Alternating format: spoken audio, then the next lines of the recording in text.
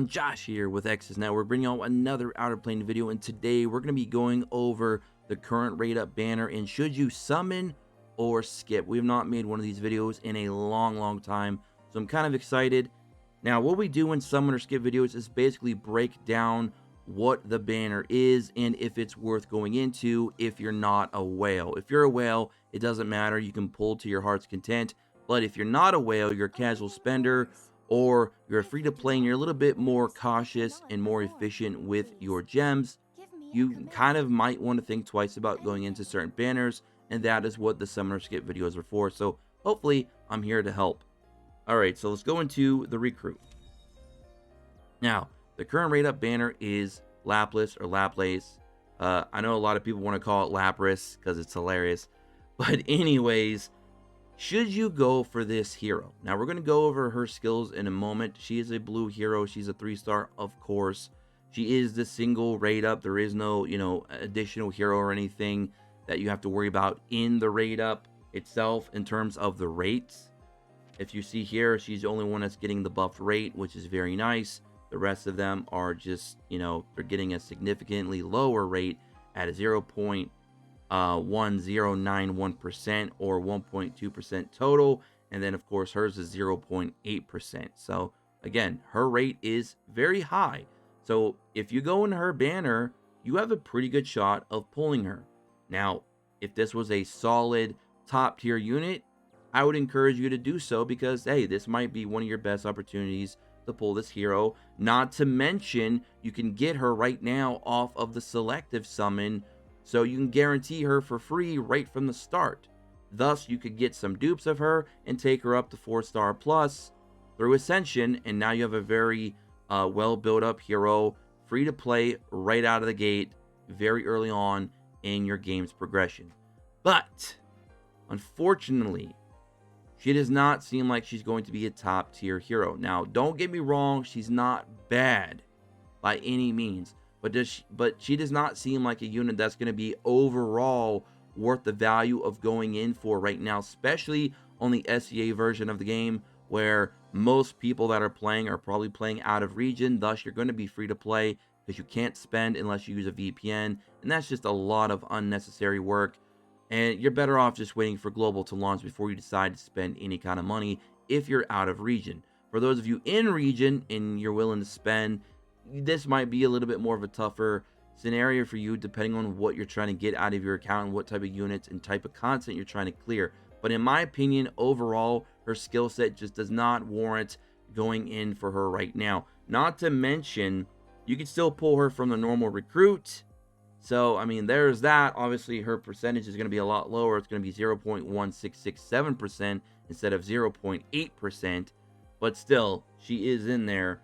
But honestly, there's other units that are much more important that I would be aiming for with your initial first few multi-summons, because that's all you're going to be getting for a while, because it does take a long time to grind out multis in this game. So you want to be very cautious and very efficient with what units you're trying to aim for, especially if you're in a process of re-rolling. So I would say Valentine, Francesca, and Noah, just off the top of my head right there, are all significantly better units to aim for, just that alone. Like, I just named 3 right off the top of my head. And you'll hear a lot about Valentine and Noah. Trust me, more of that to come on the channel. So again, you kind of brief summary it up. Don't pull for Laplace, or whatever her name is, Lapras, because she's not worth it. And we'll go over her skills real quick. I'll kind of tell you a little bit about where I feel that she could be pretty decent, though, for those of you who do have her. I don't want you guys to feel discouraged if you did pull her, and feel like she's a bad unit. No, she's not bad. She's just not worth the effort of going in for it. Plus, if you're thinking that you're going to go and get her from the recruit, the normal recruit, or from her own banner at pity, it's 30,000 gems, guys and gals. It ain't going to happen free to play by May 2nd, when the banner goes away, which is kind of weird that they released this game at the time that they did, when the banner, I believe it says it started at 4.5 and it goes to 5.2. Well, like 2 weeks are already gone, so it's a little weird. But yeah, at 5.2, I don't think you're going to have 30k gems saved up because, again, it does take some time to grind out multis in this game. So I just wouldn't fret about it, but we are going to talk about her skills real quick. So her skill 1, Aquasphere, action points gain 10, weakness gauge reduction 2, attacks an enemy and has a 50% chance to reduce the target speed for 2 turns. So reducing the speed by 30%, that's pretty decent.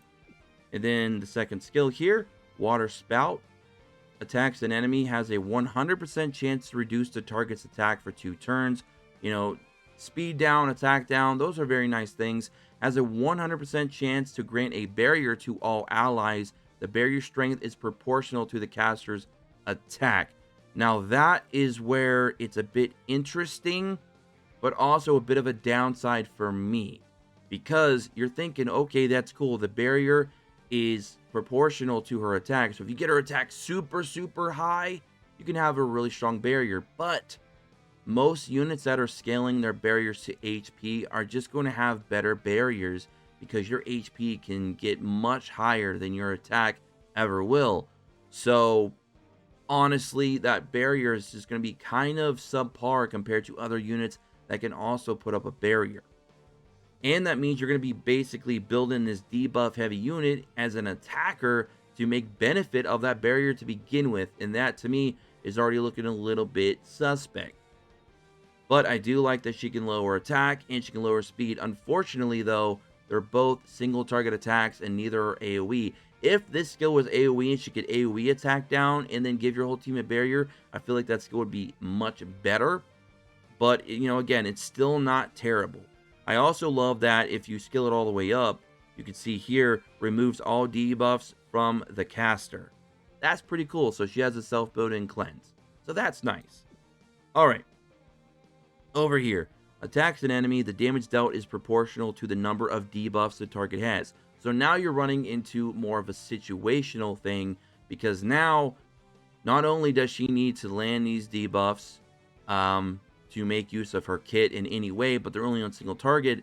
Now you need a lot of debuffs for her to do any kind of damage, and since you're already building her with a lot of attack to make use of her barriers, she just looks like a unit that's going to be very reliant on a lot of stats and a lot of situational gameplay. And to me, that's just throwing up a lot of red flags.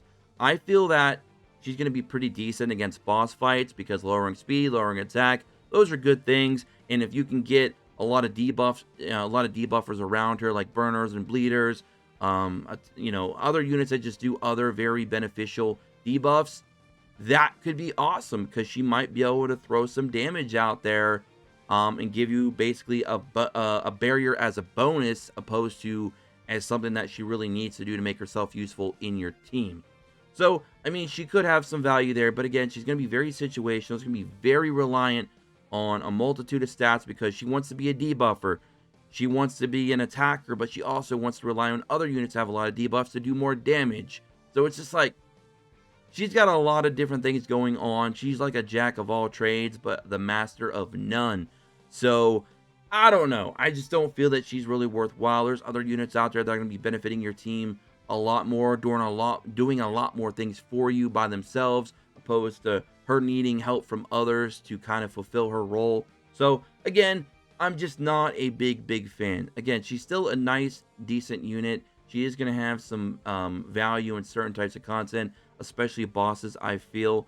But outside of that, I'm just not really seeing much value with her. And that's why I just got to say, summoner skip, she's a skip. So there you guys and gals go. That's the long version. I'll see you all in the next one. Don't forget to subscribe, take notifications, join the Discord in the description below, and of course follow us on Twitter and check out our merch. And I'll catch you all in the next one. Until then, peace.